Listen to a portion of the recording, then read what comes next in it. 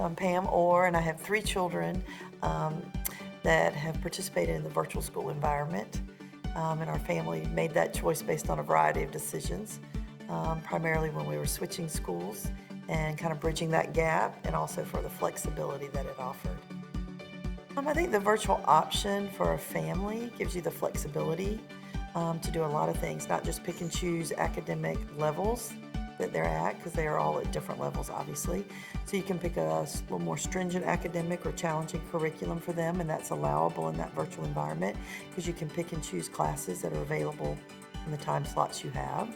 Also, you can, it's flexible for our family for travel, no doubt, and we have a farm. So kids love to get up early and run around the farm with their dad and check the cows and open gates, close gates, help mend fences, or whatever may have happened, that they need to take care of. But it also lends us to travel. We do a lot of traveling as a family. Field trips are definitely more flexible in the virtual environment. We can take off early in the morning to go somewhere and do something, and then do lessons in the evening. Or on rainy days, we could catch up and get ahead in lessons. And then on the sunny days, we can take off and go to museums, zoos, etc., hike a waterfall. So definitely adds for flexibility for us. In the virtual school, the social opportunities are endless. With the new social media platforms that children have and adults have, you're able to reach out to classmates a lot easier. You're able to meet for lunch, you're able to meet for a picnic in, say, like a Revolutionary War State Park. You're able to meet for a picnic at the Greenville Zoo, at the Riverbank Zoo. It just depends on where you've connected with friends in the state. You can meet down in Charleston and tour a home together, or you can go sit in the park and live stream a lesson later with a teacher that may be live at 3 o'clock in the afternoon. And so that flexibility is really nice. You can kind of take your class with you on a field trip, if you will. So some of the advantages we've seen in our family, my older son was able to progress a little bit quicker in his academic career. My younger son, if he needed a little extra help and then eventually advance the next year, he was able to do that. In the virtual environment, you can retake classes or take new classes in the summer and travel with those classes. So that's a big advantage academically. So in the virtual environment, your extracurricular activities are important because that's where a lot of your socialization is going to come from. Because during the day, if you're on a traditional schedule, you're in a live stream video, a good portion. But your extracurricular with the virtual, you can mix that up. So my children have experienced sports as well as music and art. A lot more than I think they would have in the brick and mortar. So they're able to go and take art classes in Greenville or Columbia because we kind of live in between.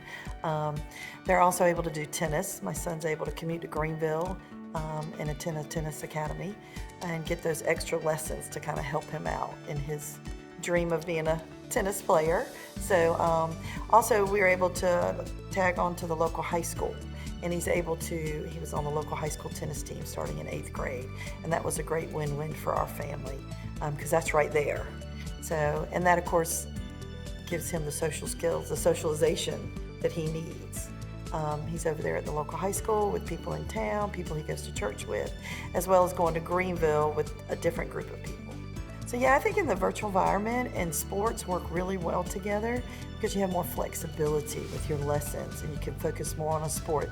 If you want to, have wrestling as your primary sport or basketball, you're able to attend some of those academies that are offered in the morning or in the evenings, and your academics aren't interfering or your sports aren't interfering with academics. You kind of have a good balance because you can always come back and watch those recorded lessons later. So for virtual schools, anywhere in the state, you're able to sign on with your local public school and participate in football, basketball, tennis, lacrosse. You're also able to participate in debate teams, any of the other clubs that are available at the public school that your virtual school may not offer, you're able to participate in those as well. My son actually joined the drama club, so at his local high school. I think there's great support in the virtual environment.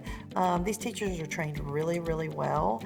They take a lot of classes and a lot of training to do what they do.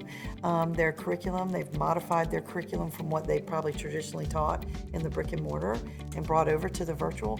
So they're well trained. I learned so much from them as a parent. I learned so much from them as a fellow teacher. And I think the students do too.